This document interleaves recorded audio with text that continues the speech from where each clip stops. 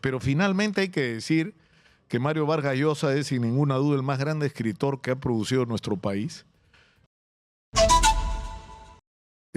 Rapidito yo quiero decir, antes de nuestra secuencia, hablemos de salud, algunas cosas sobre Mario Vargas Llosa, que su barbaridad, o sea, la calidad de este hombre como escritor, a mí me conmovió y me emocionó desde que a los 13 años empecé a leer novelas. Tan es así que cuando estaba en la universidad era un mocoso, fui parte de un grupo militante de izquierda, trotskista. Nos perseguían los militares del general Velasco y había que usar seudónimos para que no se lograra identificar quiénes éramos los que hacíamos esos periódicos donde pedíamos, entre otras cosas, que se hagan elecciones y se vayan los militares. Y yo escogí el seudónimo de Vargas por mi admiración por la literatura de Mario Vargas Llosa. Luego, años después, lo encontré cuando yo trabajaba en América Televisión. Venía yo de Bolivia a hacer una entrevista al presidente en ese entonces, Jaime Paz Zamora, que parecía una esperanza, una especie de Felipe González latinoamericano. Y Mario Vargas Llosa me dijo que alguna vez tú tendrías que hacer tu propio programa. Yo era reportero con César Hildebrand. Y después, por esas cosas insólitas del destino, cuando se produjo el golpe de 5 de abril,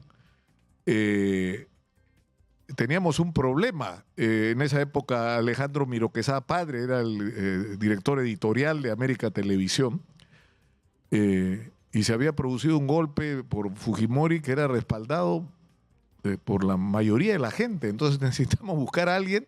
Cuando logramos que nos devuelvan el control de la programación que nos la habían quitado los militares por esos días, decidimos poner a Mario Vargas Llosa al aire, pese a que estaba en Europa, era por teléfono, era horrible desde el punto de vista televisivo, pero teníamos que poner a alguien hablando en contra de eso que todo el mundo aplaudía en ese momento.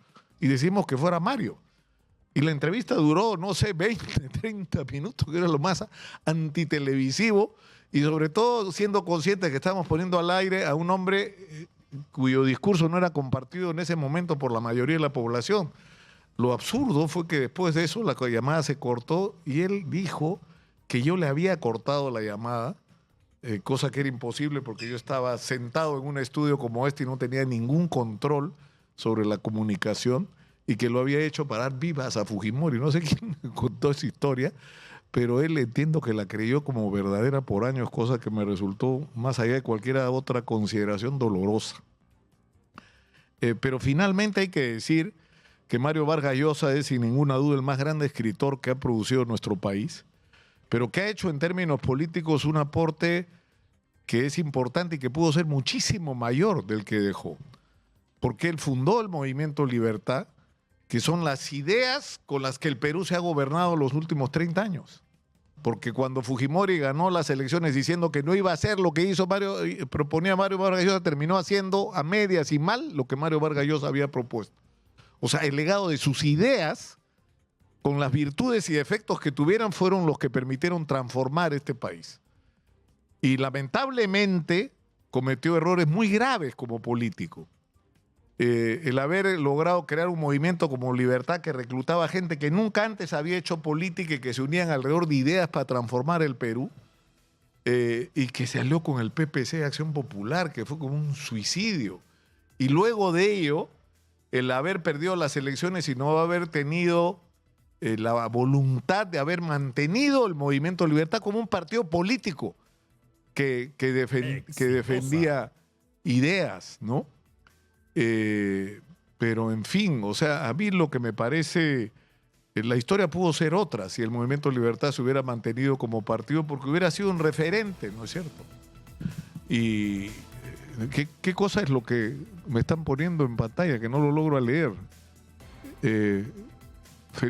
Álvaro le manda un mensaje a su papá. Bueno, en fin, tiene que ser.